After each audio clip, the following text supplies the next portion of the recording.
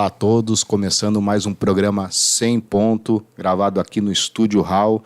Essa é uma realização da CUT do Rio Grande do Sul, em parceria com o Sindi Bancários de Porto Alegre, que é ao meu lado, dividindo essa bancada e esse programa, companheiro Ciro Ferreira. Olá a todos, um prazer fazer parte desse programa 100 Ponto de Porto Alegre para o mundo. Então hoje vamos debater um tema bem importante para a cidade, que é a questão da soberania, né? Soberania dos povos, das cidades, das comunidades. E para esse debate temos convidados especialíssimos aqui que convivemos e conhecemos de longa data.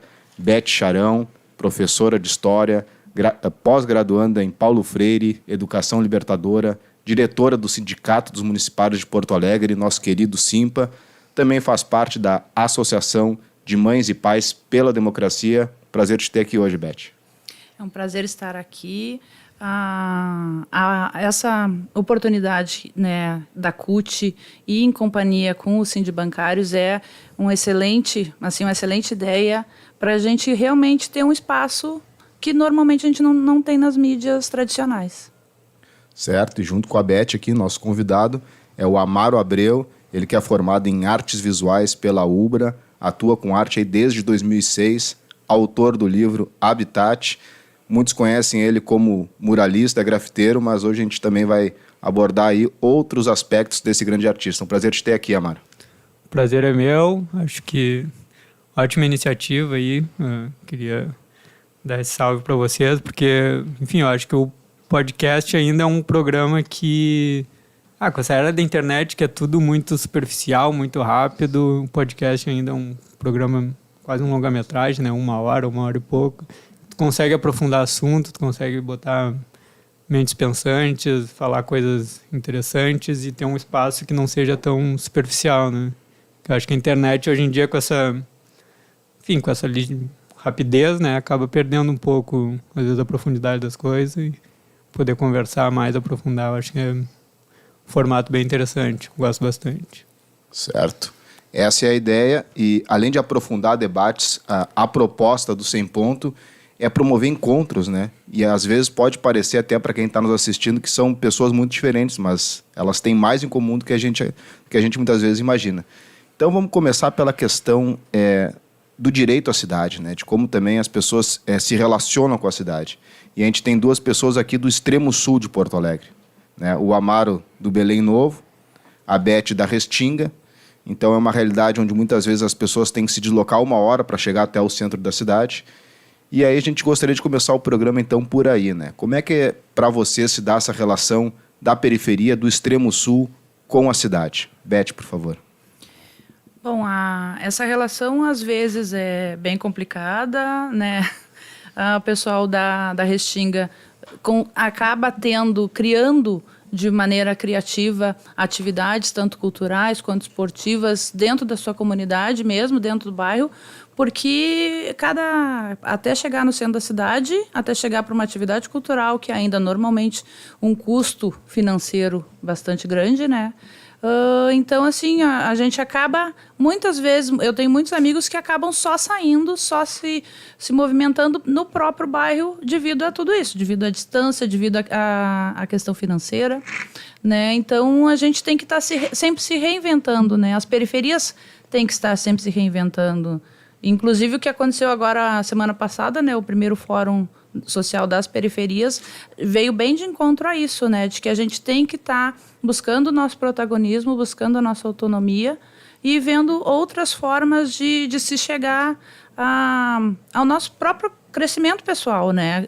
E coletivo também. Acho que a comunidade se vendo como coletivo, a gente consegue ir além, né, do que porque o cotidiano, o dia a dia, de pegar ônibus para trabalhar, de chegar de noite cansado, é duro, né? Para a classe trabalhadora é muito pesado. Então a gente precisa estar sempre se reinventando, né?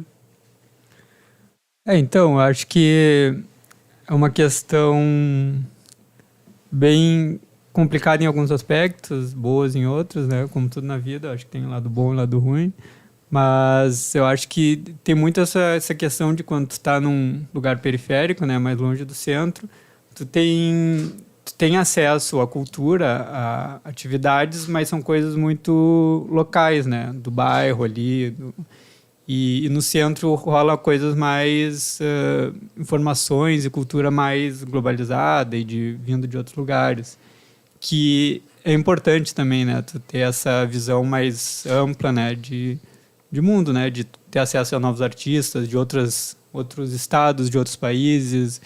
E que, às vezes, essa questão da locomoção, né? Da distância, às vezes dificulta, porque tu tem que pegar que nem tu falou, 1h e meia de ônibus, muitas vezes lotado o ônibus, né? Porque, enfim, é precário também essa questão de transporte público. Às vezes, até acaba te desanimando, né? Vou ter que ir até lá, daí depois tem que ficar esperando não sei quanto tempo na parada, pegar um ônibus lotado e de em pé, ficar 1 hora de em pé, depois está cansado. Então, acaba meio que dificultando, né? Mas...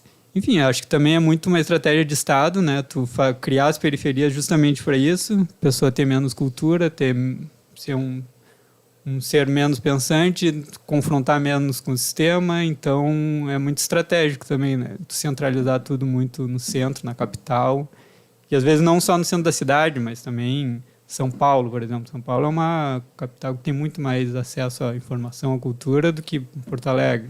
Assim como o centro de Porto Alegre tem mais acesso do que os bairros periféricos. Então, acho que é isso.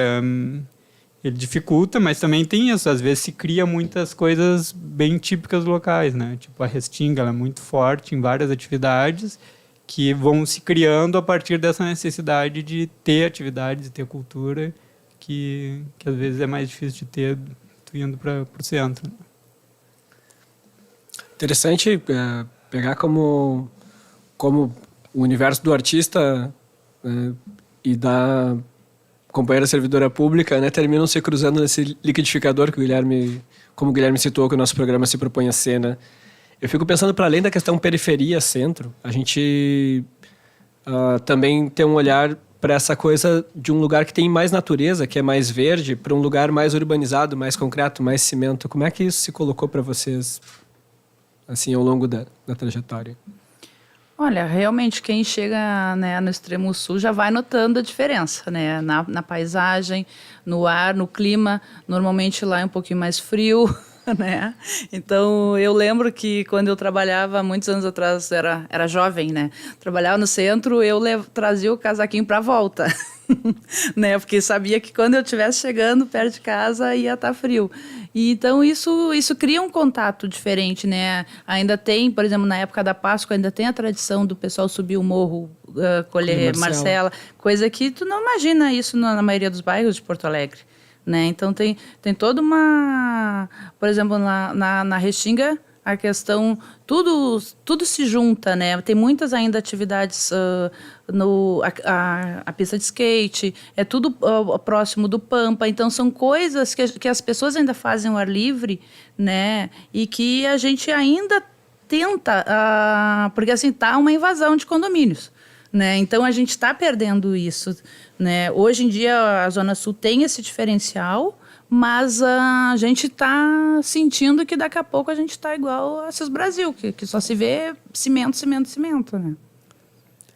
Como é que é para ti, Amaro? Então, eu acho que um dos principais problemas disso é a violência, né? Tu vê, assim, por exemplo, num lugar como Belém Novo, como a Restinga, claro que tem violência também, né? Mas tu pega no espaço urbano, é infinitamente mais forte a violência, né? Então, rola muito essa questão de tu poder ter uma infância na rua, né? Tu vê que, por exemplo, na Restinga tem muito mais crianças, adolescentes na rua, em Belém Novo também, né? E que no centro já tem uma barreira ali dos pais que dizem, não vou deixar meu filho sair porque pode roubar, pode assaltar, pode atropelar, enfim, tem uma infinidade de perigo ali, né, no espaço urbano, que num espaço um pouco mais natureza é mais tranquilo, né? Então eu, por exemplo, que sou da geração ali, final da década de 90, começo dos anos 2000, que a internet ainda era discada, tipo, não tinha tanto esse acesso à internet. Eu tive uma infância que era tomar banho no rio, brincar, jogar bola, que é uma coisa que está se perdendo cada vez mais no espaço urbano, né? Tu vai olhar hoje as crianças é tudo iPad, videogame, computador, e daí faz um jogo de futebol com os amigos ali uma vez por semana, mas fica limitado a isso, né? Antes a gente jogava taco, jogava queimada, tinha um monderal de brincadeira que foi se perdendo, peão, sei lá, tinha uma infinidade de coisas que foi se perdendo e que a internet e o espaço urbano foram meio que tomando conta e acabando com isso, né? Que eu acho super saudável, né? Tu ter uma coisa na rua que tu conhece gente, né? Do que tu ficar socado dentro de casa, só na frente de uma tela ali. É completamente tóxico, não é saudável, né? Pro desenvolvimento da criança ou do adolescente. Certo. E uma das tônicas, né? Da linha editorial do nosso programa é muitas vezes mostrar o ponto que a gente acha que tem que ser defendido a partir de uma visão positiva, né? Uma visão que cative as pessoas. E um dos temas da cidade hoje, aí, a gente já está ainda abordando aos poucos a questão da soberania, né? Então, se aprofundando dentro desse debate, a questão do transporte público, né? O transporte coletivo, que vive uma grande crise, não só em Porto Alegre, né? Mas no mundo todo, com a questão dos aplicativos e tal. Então, a gente gostaria de ouvir vocês também um pouco sobre a relação de vocês com o transporte público, né? A gente começou falando sobre a questão do tempo dentro do transporte, né? Muitas vezes 1 hora e meia. Então, vocês têm uma relação íntima, né, com o transporte. E aí, gostaria de ouvir vocês sobre essa relação, né? Uma relação de afeto, de carinho. Tem linhas que para vocês são especiais também. Como é que é essa relação de estar no transporte ali junto com o povo, junto com os demais colegas da classe trabalhadora? Acaba sendo um ponto de encontro, né? A gente encontra colegas, eu que trabalhei em escolas na Restinga, eu encontro mães, encontro alunos, então ex-vizinhos, gente que eu não, amigos de juventude, né? Que eu no dia a dia acaba não tendo contato, acaba tendo esses encontros casuais nos ônibus. A questão do ônibus é ele chegar ao seu destino, porque do jeito que está precário, muitas vezes ele fica pelo caminho, né? E aí a gente tem todo aquele transtorno de tu descer e ter que esperar outro, porque os ônibus estão soltando fumaça, estão pegando fogo, né? A prefeitura realmente está ignorando essa questão da precariedade do transporte. O Melo apontou um aumento e viu a pressão popular de que ia pegar muito mal para ele, porque na real ele está em campanha para reeleição, né? E ele viu quanto ia pesar contra ele esse aumento da passagem. Então ele voltou atrás. Mas então é uma luta, é uma relação de amor e ódio, porque a gente precisa, né, a gente encontra amigos. Eu tenho o hábito muito de vir, a viagem é longa, eu venho escutando música, né? Então é um momento assim que quando eu sento, eu consigo dar uma relaxada e descansar. Mas tu não sabe, cada vez que tu pega o ônibus, se tu vai chegar realmente ao destino final, se tu não vai ter um transtorno pelo caminho. Eu tenho um carinho especial pela 110, que é a linha Restinga Tristeza, porque aí a gente vem ali pela orla e fim de tarde, quando eu vou para casa, eu pego todo o pôr do sol, né? Então, assim, é um descanso visual, assim, é um estímulo visual, né? Então, essa é a minha linha do coração. Então, eu acho que tem momentos bons, né? Que às vezes tu vai ali, que nem ela falou, ouvindo música, ou encontra alguém, que é um ponto de encontro também, né? Às vezes, em seguida tu encontra pessoas conhecidas ali no... Mas tem a questão de, às vezes, tu tá cansado, quer chegar em casa e ter ali o ônibus lotado, enfim, às vezes não consegue sentar, fica ali, tá só a fim de descansar e não consegue, né? Então... eu acho que para Restinga é um pouco melhor, né? Porque tem muita gente na Restinga. Não sei quantos habitantes tem a Restinga, mas é mais de 10 mil, né? Em torno de 300 mil. 300 Zona Sul. Mil, então, a maioria sendo na Restinga. Então, é um lugar onde o transporte funciona melhor do que, por exemplo, Belém Novo, que tem bem menos gente. Lami, pior ainda, né? Então... a STS também dominou aquela parte da Zona Sul ali, então eles sabotavam, por exemplo, lotação. Fazia anos que tinha um projeto de ter lotação em Belém Novo e a STS e as empresas ficavam sabotando. E hoje tem, depois de sei lá quantos anos para sair, né? Mais de 20 anos foi a luta para ter lotação, tanto Restinga quanto Belém. Então era um inferno. Tipo, o Belém Novo, eu me lembro que eu saía de madrugada, às vezes ficava 3, 4 horas esperando um ônibus. Se tu fosse sair de noite, às vezes a gente queria ir na Cidade Baixa, né? Se não tinha um amigo que tinha carro, ficava 3, 4 horas ali esperando um ônibus. E, enfim, e mesmo quando não era de madrugada, às vezes tu ficava um tempão esperando. Era horrível, assim, essa questão de ter que esperar e ter que pegar o ônibus sempre lotado, né? Horário de pique, com certeza tu fica que nem sardinha lá dentro, né? Esmagado e um espremendo no outro. Então, enfim, tem o lado bom, né? Às vezes tu encontrava pessoas, era um momento também de tu ir ali pensando na vida. Eu gostava muitas vezes também, quando não era horário de pique, eu ia conseguindo sentar, que eu conseguia ir sentado, ficar, enfim, refletindo ali, olhando a janela. Era um momento bom, mas também tinha esses momentos que eram bem complicados. E Quando não pega lugar, né? Ou então, às vezes, quando tu pega lugar, fica feliz que pegou o lugar, e daí aparece uma senhora, tem que dar lugar para ela. Putz. E qual é que é a tua linha? A minha é 268 Belém Novo. E às vezes pegava o Lamy também, porque o Lamy, ele passava em Belém Novo, né? E daí ele deixava na peixaria e não podia dormir, né? Se tu dormisse, tu ia parar lá no Lamy... que já aconteceu já, né? Daí, se fosse de noite, tava fudido, porque ele te larga naqueles campos do Lamy onde não tem nada, é só colina. E o próximo ônibus daqui a quanto tempo? Daí fudeu, né? Se não tivesse um carro ali, um amigo, um pai pra te buscar, tá fudido. Me vieram duas coisas em mente quando tu diz, eu gosto de passar por aqui porque aqui tem a orla, né? Essa história de tu ter um respiro no meio do caos urbano, né? Um urbanismo que não é planejado, enfim, que a gente tem um monte de agruras, né? Entre elas as que o transporte público te obriga a passar, né? Como essas que a gente vinha falando agora.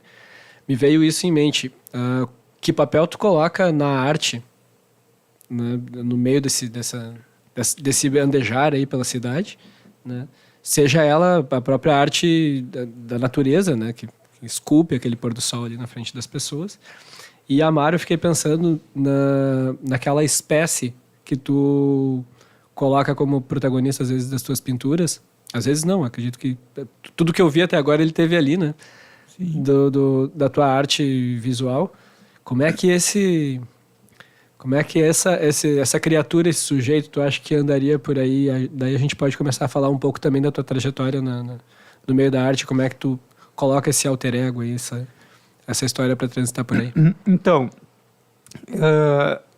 essa questão da minha criação da arte mais como uma coisa autoral, né?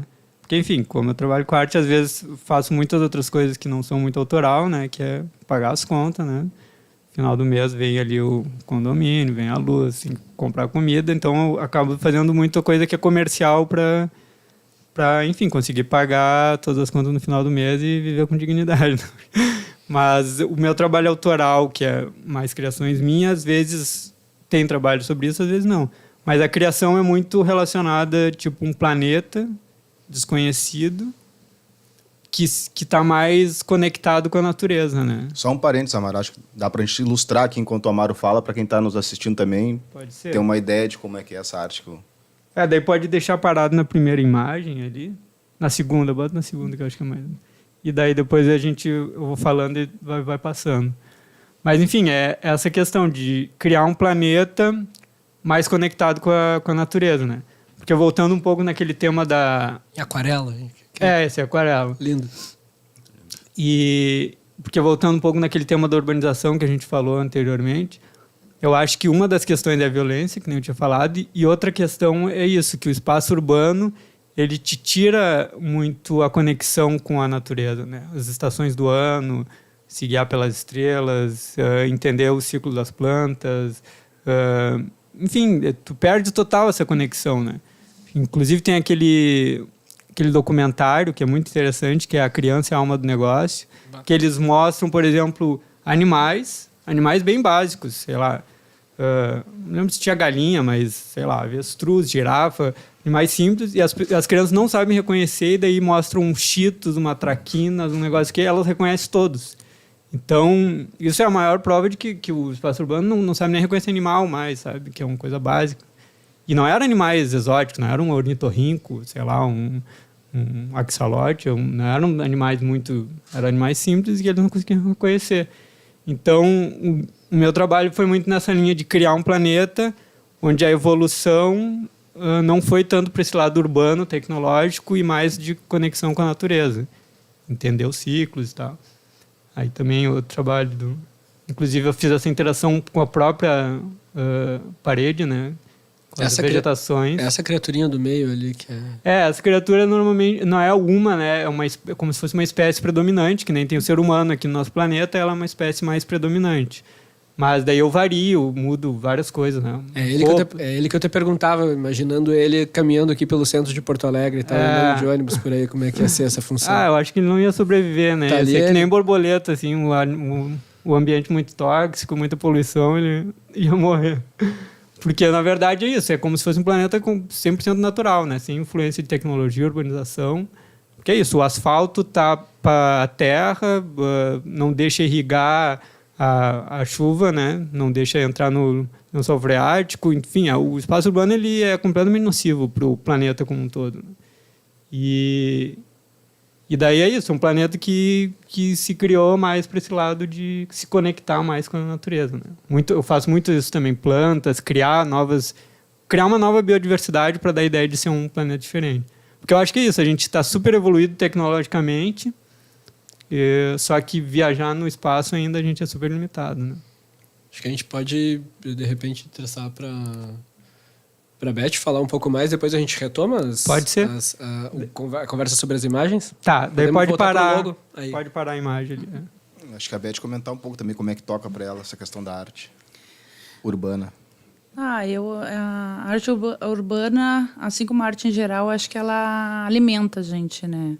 Ela serve como alimento, como estímulo para nos tirar, né, do lugar comum e realmente assim é aquele misto de relax e ativa a criatividade para coisas da tua vida ou coisas que tu não pensou, né? Essa criação do planeta eu achei bem interessante assim, né? Porque eu vejo as crianças, né, na escola, elas estão sempre criando personagens e tem um limitador hoje em dia. Qual é a função da tecnologia, né? Porque eles estão deixando de criar para reproduzir, né? Então, assim, a gente tem que estimular, né, esse espírito criativo que tem em cada criança, cada adulto, não perder isso, porque senão a gente fica uma sociedade limitada, né? A gente precisa, assim, sempre... Acho que a arte é tão importante quanto a gente ter a nossa casa, quanto a gente ter um alimento. Na pandemia, isso foi uma comprovação. Se não tivesse sido a arte, se não tivesse sido a música, a pandemia já foi uma questão mundial de saúde mental, mas teria sido muito pior se a gente não tivesse tido a arte como um suporte para sobreviver, né? Só um parênteses aqui, eu não sou contra a tecnologia, né? Eu acho que a tecnologia vem a favor muito do ser humano em vários aspectos, né? Tanto na medicina quanto... Enfim, até questões ecológicas, né? Ela contribui muito, tirando a monocultura, né? Que é uma merda, que é uma tecnologia, o agronegócio. Mas, enfim, ela tem vários benefícios e eu não sou contra a tecnologia. Só essa tecnologia em massa, agressiva, que é uma merda, né? Que tipo, tu dá mais atenção para a tecnologia do que para a natureza, entendeu? É nesse aspecto que... Não, acho que a tecnologia é extremamente importante. Assim, eu tenho um caso pessoal, né? Eu tenho um filho autista e antes dele conseguir escrever no papel, desenhar no papel, ele usou o tablet. Ali ele conseguiu escrever as primeiras letras, ali ele conseguiu fazer os primeiros desenhos para então, depois de muito trabalho, de muita terapia, poder usar o papel, né? Então, assim, eu sou totalmente a favor, né? No meu trabalho de conclusão de história, eu falei justamente sobre isso, sobre a inclusão no ensino e o quanto a tecnologia ajudava, mas assim, sabendo usar, né? O papel, inclusive, é tecnologia, né? Papel, tinta, Sim. tudo isso. Então... E pegando esse gancho da escola que tu falaste agora, Beth, tu tem um filho também que estuda em escola pública, trabalhaste em escola pública como monitora, o Amaro estudou na Escola Júlio de Castilhos, na escola pública, e aí nesse sentido do nosso programa também de reafirmar, né, as questões boas assim, da nossa cidade, do serviço público, qual a importância para vocês da escola pública? A escola pública, assim, é a base, porque a grande maioria da população não tem acesso a uma escola privada, né? Então, assim, e aí quem está lá na ponta, na periferia, é o principal usuário, né, da escola pública.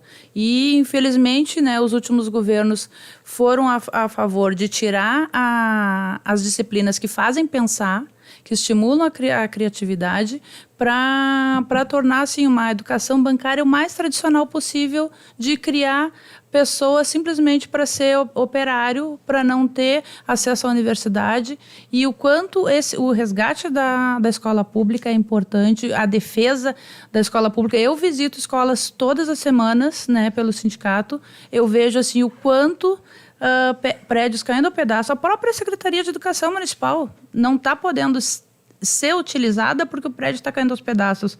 Um prefeito que não cuida da sua Secretaria de Educação, que não cuida das escolas. Tinha uma escola que está saindo notícia hoje no Simpa, que a caixa d'água está escorrendo água. Então, assim, a água limpa, que poderia estar sendo tido um proveito, né, funcional realmente, está se misturando com a água parada numa localização de Porto Alegre que está tendo uma epidemia de dengue. Então, e foi solicitado auxílio e faz uma semana não foi resolvido. Eu visitei escolas lá na Ponta Grossa que estão com rachaduras desde 2018 e está lá que o próprio engenheiro da prefeitura botou um adesivinho lá para botar a data e saber se ia aumentar a rachadura, e está lá ainda. Não, nós estamos quase 2024, né? Então, assim, 6 anos, a gente já vem numa precariedade. Mas, assim, a partir do governo Marquesan e Melo, né? O Melo tem essa cara simpaticona e tudo, mas é pano de fundo para projeto próprio. E aí, assim, a cidade está caindo aos pedaços, os postos de saúde estão precarizados. Então, assim, é muito difícil estar na nossa posição de educador, especialmente educador na periferia, de estar defendendo a escola pública, de estar defendendo as crianças que a gente vê todo dia, as famílias que não têm acesso, muitas vezes, aos serviços essenciais, né, de saúde, de assistência social, e está passando por isso, né? Então, assim, a escola é o polo, né? A gente fala que, assim, na escola a gente faz o papel de mediador, de orientador, de psicólogo. A gente orienta os serviços de saúde, a gente orienta os serviços sociais. A escola, na verdade, é o que antigamente, né, a Igreja Católica fazia, de que era estar reunindo as pessoas e orientando do como elas poderiam, né, resolver seus problemas, de ajudar a comunidade de uma forma geral. Hoje, a escola, sem querer, mas acaba sendo protagonista dessa situação. Né? Então, a gente que está lá no dia a dia é que está penando. Como é que é para ti, Amaro? Como é que foi para ti essa história da escola pública? Então, que nem eu falei, acho que tem o lado bom e o lado ruim das coisas em tudo, né? Já tinha comentado, inclusive o amor, né? Que se for demais também pode ser ruim, mas... Enfim, teve esse lado bom da experiência com muita gente de vários... muita diversidade, né, de gente, as pessoas de periferia, pessoas negras, enfim, tinha uma diversidade muito maior do que, por exemplo, num colégio particular, né, que tu tem uma experiência muito limitada de pessoas, claro, tem cotas, às vezes, nos colégios particulares, mas normalmente tu fica limitado muito a um grupo de pessoas mais classe média ou classe alta, e tu tem uma experiência bem mais limitada, né. Mas eu senti muito a falta, assim, no colégio público, estudando no colégio público, né? Depois eu senti muita falta na hora de fazer o vestibular, né? que... Claro, eu nunca fui muito dedicado aos estudos, assim, mas mesmo assim eu via muita matéria que eu nunca tinha visto na vida e que na hora do vestibular estava sendo abordado. Então, claro que isso varia muito de colégio para colégio, né? De escola para escola, mas eu acho que ainda tem um pouco de defasagem ali, um pouco de carência de ter mais, ser mais completo, né, para te preparar para o vestibular. Apesar de que também eu acho que tem muita matéria ali que, enfim, nunca vai te servir na vida, né, por exemplo, dependendo da tua área, lógico. Por exemplo, forma de Bhaskara, essas coisas, tipo, eu nunca usei isso na vida. É um estudo muito aprofundado que talvez fosse mais útil tu usar isso se a pessoa estivesse se encaminhando para um lado mais, sei lá, da engenharia ou da matemática, alguma coisa que fosse utilizar isso. Seria muito mais importante, por exemplo, tu ensinar política na escola, questões emocionais, educação financeira, educação sexual, que são temas muito mais relevantes naquela idade ali, né? Que tu vai usar para a tua vida toda, independente da tua profissão, e que não é tratado nada disso. A gente ensina fórmula de Bhaskara, sei lá, um monte enfim, um monte de conteúdo que vai ser só para encher ali o teu HD e tu não vai utilizar pro resto da vida, né? Então, acho que seria muito mais interessante, isso falando não só em escola pública, porque eu acho que esse problema tem tanto em escola pública quanto particular, né? De não ensinar essas questões, que também é uma estratégia de Estado, né? Para, enfim, deixar as pessoas mais limitadas. Mas, enfim, eu acho que na escola pública eu tive um pouco dessa carência depois de conseguir entrar no vestibular, porque, enfim, estava meio fraco, assim, né? Claro que eu, nem eu falei, não sou muito estudioso, mas mesmo assim eu achei que teve muitas matérias que passou batido por mim. Mas é um projeto, na verdade, um projeto antigo, de que o estudante de escola pública ele não vá para a universidade. Claro. Né? É de que ele continue com uma educação limitada, com conhecimento limitado, para continuar trabalhando em funções menos remuneradas mesmo, menos valorizadas. É um projeto antigo e que a gente está na luta constante para mudar isso. E de manter quem é da periferia na periferia. Exatamente. Né? Nesse sentido, acho que tua trajetória é um ponto fora da curva, né? Um cara que está na Bienal de Moscou agora, nesse próximo período, o único brasileiro selecionado. Já teve pela Europa em algumas passagens, teve no México, teve em lugares onde a luta popular foi decisiva e ainda é, como por exemplo, campo de refugiado na Síria, no campo de refugiados de palestinos na Síria, enfim. Sim. Cara que esse estudo formal ele não sei como é que tu relaciona isso, assim, o teu estudo formal, né, e a tua trajetória como artista e onde é que ela te levou. Não foi esse caso que tu falou do pessoal da periferia que é treinado para ser mão de obra barata, né? O Amaro talvez seja um pontinho fora da curva que nos sirva de esperança. É o que a gente... Desculpa, né? Mas é o que a gente procura, né? Justamente que todos se tornem um ponto fora da curva. Lindo, Beth. Exatamente. Coisa boa. Mas eu também tenho um detalhe aí que é importante falar, que eu sou um ponto fora da curva porque eu tive uma família bem estruturada, né? Tipo, a escolha de botar na escola pública foi uma escolha ideológica dos meus pais, né? Meus pais são jornalistas, então eles já tinham mais acesso à informação, apesar de morar mais longe, tipo, foi uma escolha também, né? Morar em um lugar mais descentralizado. Então, tipo, foi uma escolha ideológica de ter essa experiência num lugar onde talvez eu tivesse uma defasagem nos estudos, mas tivesse uma experiência pessoal mais interessante, né? No colégio público. Inclusive, a minha mãe é jornalista, né? Ela entrevistou o Paulo Freire uma vez e ela falou assim, o Paulo, no final da entrevista, o Paulo Freire falou: o teu filho estudou em escola pública ou privada? E daí a minha mãe disse: estudou em escola pública por opção. E ele disse: fez a opção certa. Então, tipo, mais pela experiência, entendeu? E, enfim, eu sempre tive um apoio ali, né, familiar. Talvez se eu tivesse nascido numa família que não tivesse esse acesso à informação, não fossem jornalistas já, profissionais, talvez o meu caminho tivesse ido para outro lado, né? Então eu tive algumas facilidades que me ajudaram, privilégios, essa palavra, privilégios que me ajudaram a chegar nesse lugar. Talvez, se fosse outro contexto, talvez eu não tivesse chegado onde eu cheguei. Sim. E Beth, assim, pegando essa linha do Ciro, não sei se essa é a expressão, como é que tu te sentes também entrando dentro dessa categoria de pessoas fora da curva, né? Porque tu também és, quanto trabalhadora, que se coloca à frente de um sindicato. A gente vê que a política, o movimento sindical são ambientes muito masculinos, né? Inclusive, às vezes, tem mulheres no movimento sindical, na política, que quando tem que dar uma entrevista, vão falar, não, deixa o dirigente falar que ele fala melhor, ele conhece melhor a pauta, né? Então, para ti, como é que é essa questão de estar à frente, né, de uma categoria, ser uma dirigente sindical, tu enquanto mulher e também de acordo com a tua formação, né? Assim como o Amaro falou agora, que teve a influência dos pais, inclusive em casa, do jornalista, tu também tiveste alguma influência em casa para essa participação na política?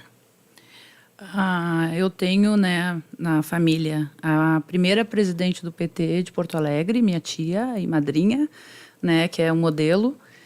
Então, assim, na verdade, a minha mãe mesmo sempre teve medo de eu me envolver com política. Eu, com 12 anos, já estava com bandeira, né, na rua, né, e minha mãe, por ter visto situações na época da ditadura, ela tinha muito medo de um retorno e que eu sempre fui metida, então que eu também fosse, né, pega nisso. Mas não adianta, né? A gente, quando sente isso, a gente tem que ir na luta mesmo. Realmente difícil ter mulheres, né, no sindicato. Eu acho que a minha maior curvatura nessa situação toda é que eu sou uma mãe e mãe atípica, né? Porque, assim, já é difícil ter sindicalista mulher, é mais difícil ainda ter sindicalista mãe e mãe de uma criança, né, dita especial. É mais difícil ainda, porque a gente acaba, né? Eu passei anos muito em função do desenvolvimento dele, né? E aí chegou um momento, eu tinha até parado, né, a questão da militância, e quando eu fui cuidar dele e saber todos os direitos que ele poderia ter, acabou que eu fui militar nessa causa e voltei para a militância política de fato, né? E aí eu já estava, né, na prefeitura como servidora, e então foi uma coisa levando a outra, né?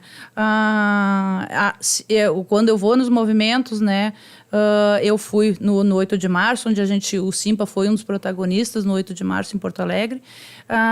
Eu sempre levanto essa questão, que é difícil para nós mulheres, sim, estarmos à frente das coisas, é difícil para nós mães, porque a gente tem uma sobrecarga muito grande. Porque, assim, eu monitoro meu filho pelo WhatsApp, por vídeo, por telefone, né? Porque, além de tudo, eu estava trabalhando numa escola na Restinga, a 8 minutos da minha casa, a 5 minutos da escola dele, e agora eu estou aqui, praticamente 1h30 de distância, né? Então, tudo isso estava pesando na minha decisão de estar na diretoria do sindicato ou não, mas foi até mesmo a autonomia crescente dele, né? De que foi um trabalho para isso, de que eu pudesse hoje estar à frente do sindicato. Nós, infelizmente, temos ainda minoria na diretoria, minoria de mulheres, e a gente tem que mesmo que se abraçar. Eu converso com as minhas colegas da educação e digo, né, incentivo elas a entrar. Porque, assim, quando a gente precisa de representação, e se tu não ocupar esse espaço, outra pessoa vai usar esse espaço. Vai ocupar, e essa outra pessoa, ela não vai sentir o que tu sente, ela não vai sentir as tuas dores, ela não vai sentir tudo que tu passa. Então, assim, tu precisa sim estar lá para poder passar isso, porque nós somos uma categoria da educação que é basicamente feminina, né? Então, assim, a grande maioria da educação, da assistência social e até mesmo da saúde são servidoras mulheres. Então, essas mulheres precisam sim estar à frente. Agora, nós temos a nossa colega Marília, que é presidente da Associação da HPS. A gente precisa ter mulheres, a maioria da TEMPA, que é a Associação, né, de Trabalhadores em Educação, também municipais, que a maioria é mulher, porque a gente precisa estar nesses postos onde a gente se sinta representado, né? Assim como a gente precisa já pensar no ano que vem de que nós precisamos de mais mulheres vereadoras, Nós precisamos aumentar o número de mulheres deputadas, nós precisamos de senadoras, nós precisamos de ter uma senadora no Rio Grande do Sul, né, que seja da nossa pauta, né, da esquerda, da pauta da humanidade, da pauta do afeto, da solidariedade, porque isso até então a gente não teve. Então a gente precisa sim, enquanto mulher, enquanto militante, enquanto ser humano, né, estar vivendo e se colocando, se posicionando, que isso é importante, porque senão o mundo vai girar e a gente vai ficar parado no mesmo lugar. Certo. Pensando que todas as ruas de cada cidade levam ao mesmo lugar. A imensidão de uma fralda cheia de cimento fresco para jogar nas paredes. E cada miragem de cada cidade são fotos de um mesmo lugar. Blocos ao sol, coleções de concreto colapsado da humanidade. Onde o vidro é pão, onde o ferro é pele, onde tudo é relógio e onde o sonho às vezes se suicida na frente do celular.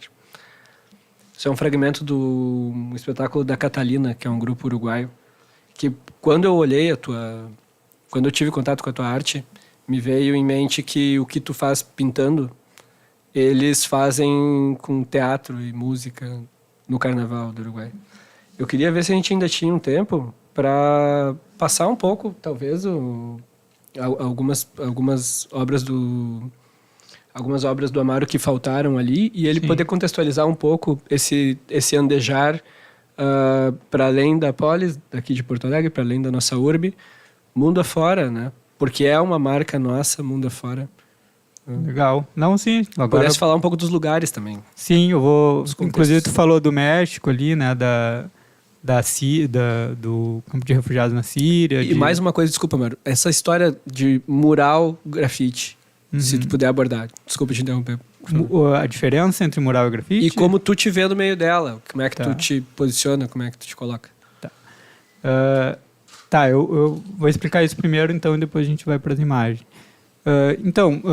Essa discussão é muito comum, assim, né, no meio da arte urbana.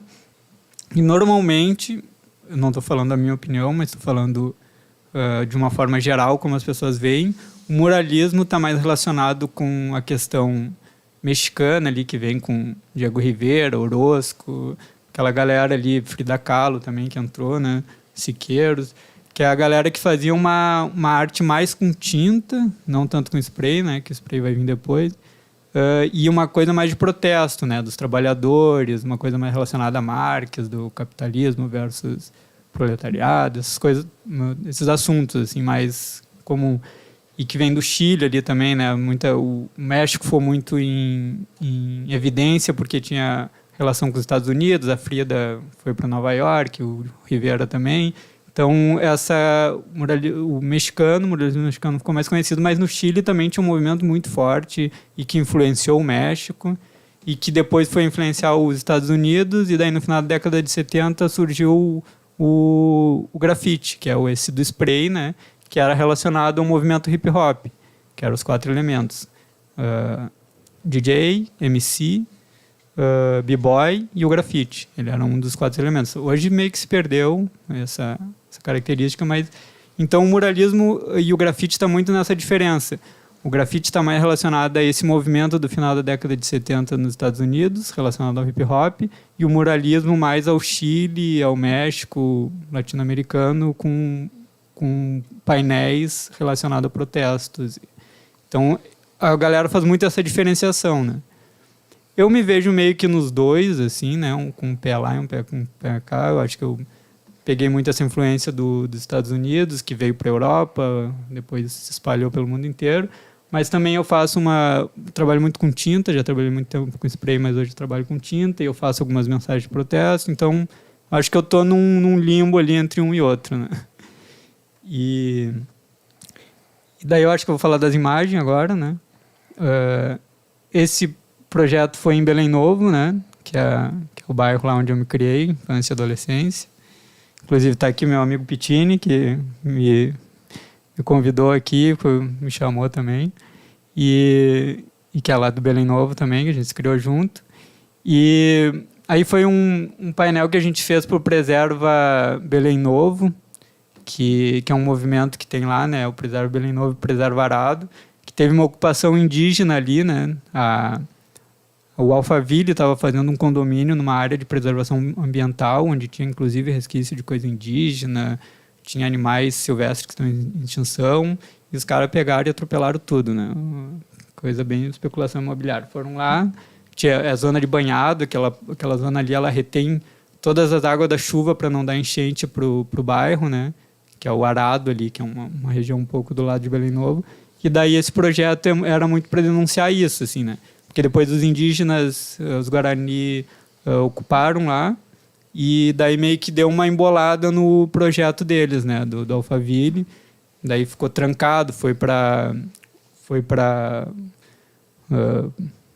enfim, para discutir lá judicialmente, né, se podia, se não podia fazer, daí reduziu a quantidade que eles queriam fazer, meio que deu uma... Agora está meio parado, assim, não sei o que vai acontecer. Inclusive, eles mudaram o plano diretor lá, né, ele era considerado área rural, né, porque, enfim, é um lugar que só tem mato, tem uma casinha que outra, tem capivara, tem bugio, tem um monte de coisa, e eles transformaram em área urbana. Tipo, é um absurdo, né? Eu transformar em área urbana uma área de banhado que só tem mato. E daí eles conseguiram fazer isso, daí depois reverteram, e agora parece que reverteram para a área rural de novo, e agora parece que eles conseguiram para a área urbana. Então tá uma enrolação lá, né? Até queria pegar um gancho do Amaro sobre essa questão, porque o tema do nosso programa hoje é a soberania, né? Então também acho que está muito de acordo essa questão desse grafite, essa pauta que tu coloca da disputa da cidade, como que essas empreiteiras também vão ocupando os espaços públicos, inclusive espaços dos povos originários, né? E aproveitando esse gancho, Amaro, eu queria ouvir também a Beth nessa questão de contextualizar a cidade, né? Nessa questão também da soberania. Como é que tu vê o projeto que está em curso hoje na cidade, que passa muito por esse caso que o Amaro acaba de falar? Bem isso, a gente está perdendo os espaços públicos, né, para o grande império imobiliário. Melonic, principalmente. Melonic e Melonaro, que a gente chama. A praga né? da cidade. Porque a gente, por exemplo, a própria orla, não que a gente não queira ver a orla bonita, né, mas a gente quer que ela seja para todos, né, e não que tenha um shopping ali na beira, um conjunto de escritórios, enfim, se essa área é para ser bonita e para ser prazerosa, é para ser para toda a cidade. E enquanto assim a gente vê nas periferias, a gente vê uma infestação de condomínios populares, mal feito arquitetonicamente, mas assim, porque eles precisam botar gente, porque não tem um planejamento efetivo de habitação, né? A gente sente falta dos planos, né, do Minha Casa Minha Vida, que eram moradias com qualidade. A gente sente falta de uma visão de cidade, porque assim, a cidade não está sendo planejada, ela está sendo assim, liquidada, vendida, terrenos e prédios que são da prefeitura estão sendo leiloados assim a preço de banana, pro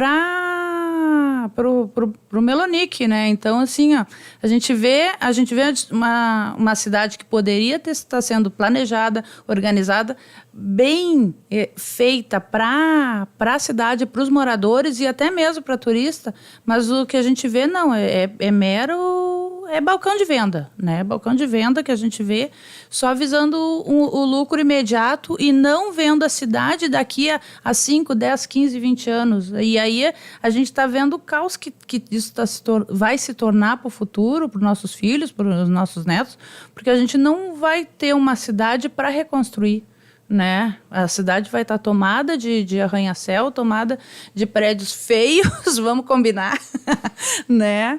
Porque a cidade vai ficar isso, é concreto, sem ter espaço para a pessoa mesmo, para o ser humano. Sim, até é bom falar que a gente está se aproximando do final do programa, então, ir abordando mais ou menos os temas agora com encaminhamentos assim por fim, né, Ciro?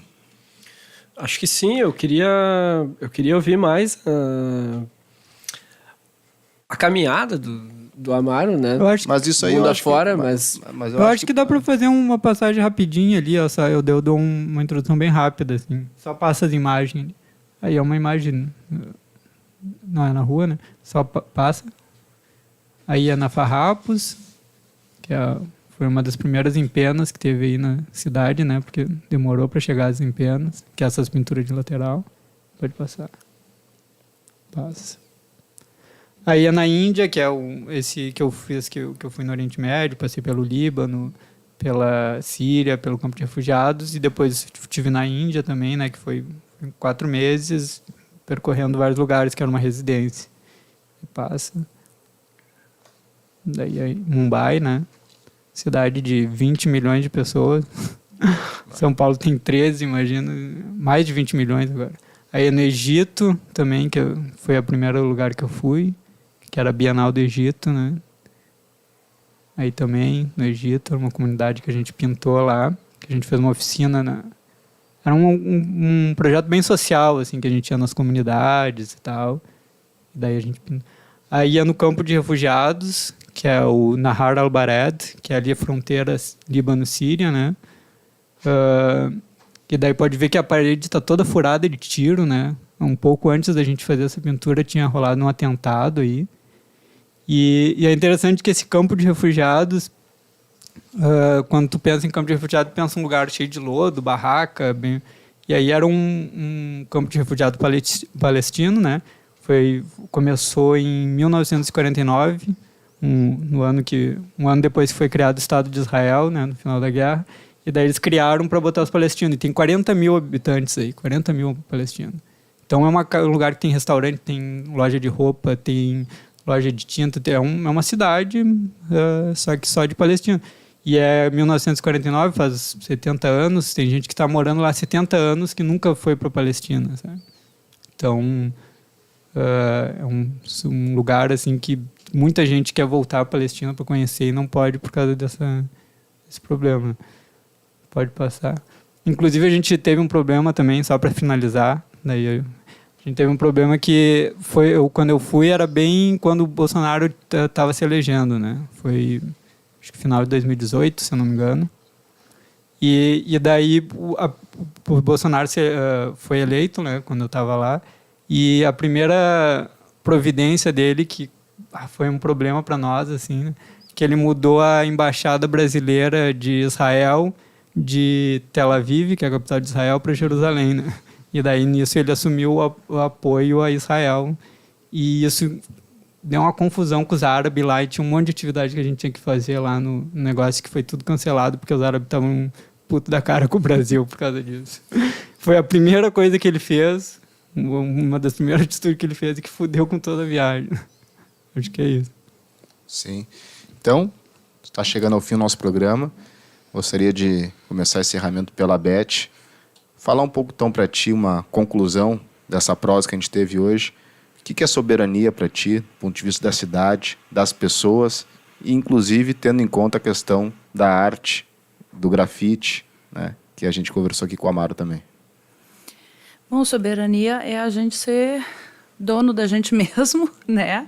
A gente ser dono da cidade, ser dono do nosso país, não dono de propriedade, né? Mas se sentir pertencente, né? Se sentir pertencente e estar fazendo pela cidade também, né? A gente não vive numa ilha, a gente vive de forma coletiva, a gente vive numa sociedade, e a gente quer uma sociedade que consiga ver a beleza de um grafite, que consiga ver a beleza de um pôr do sol, que consiga ter uma cidade, né, que respeite seus direitos básicos, né, que tenha o serviço para a cidade, que ele funcione, né.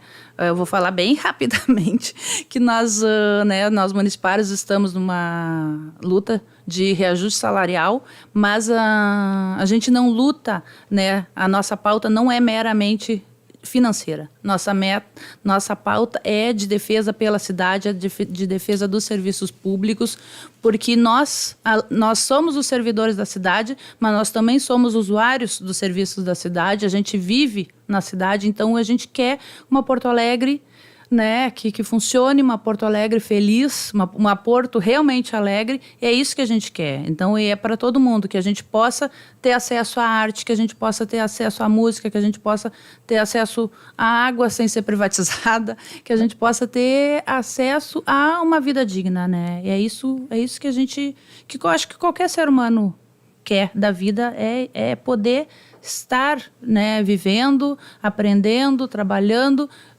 com a sua família, com seus amigos e vendo a cidade crescer, né? Porto Alegre já foi referência, né? E eu acho que a gente precisa voltar a ser referência para o mundo todo, como a gente já foi.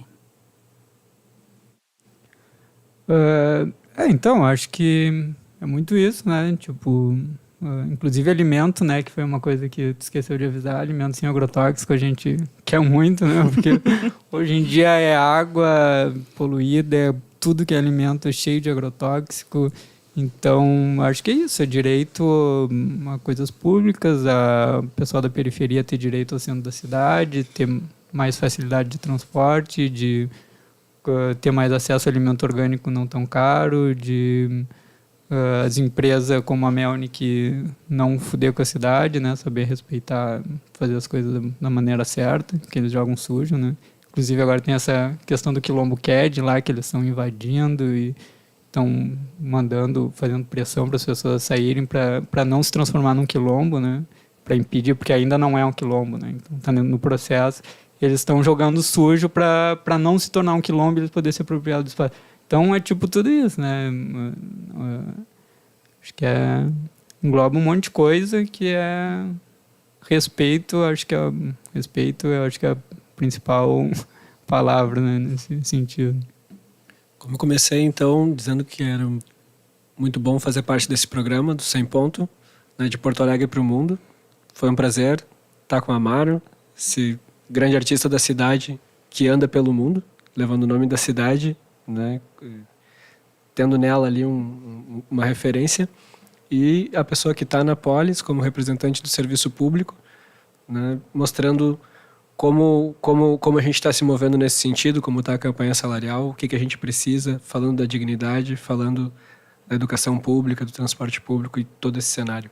Muito obrigado a cada um de vocês. Obrigado. Obrigada. É isso, então, finalizando mais um programa 100 Ponto. E lembrando para quem está nos assistindo, para fortalecer os projetos que estão aqui na mesa, né? Seja o 100 Ponto, né? A gente tem um Instagram, 100 Ponto, sigam lá, acompanhem no YouTube, distribuam o material, conheçam o trabalho do Amaro Abreu, também está nas redes sociais, né, Amaro? Como é que é o teu Insta? Meu Insta tá amaro.abreu_. Então, seguir, apoiar o trabalho do artista. Acompanhem também, apoiem o Simpa, porque agora é guerra, né? Agora, ali com o Melo também tem toda essa questão da campanha salarial, que é esse cabo de guerra entre o trabalhador e o prefeito. Então, apoiem o Simpa está fazendo mobilização na rua, está no HPS, está nas comunidades, tem ato no centro, tem assembleia na próxima semana, né, Beth? Terça-feira pela manhã nós vamos a equipe do prefeito vai nos receber e terça-feira às 19 horas a assembleia no Dante Baroni para os municipários estar a par do que o Melo está nos apresentando. É isso, pessoal. Fortalecer o Simpa é fortalecer a cidade, é fortalecer o Porto Alegre. Muito obrigado e até a próxima.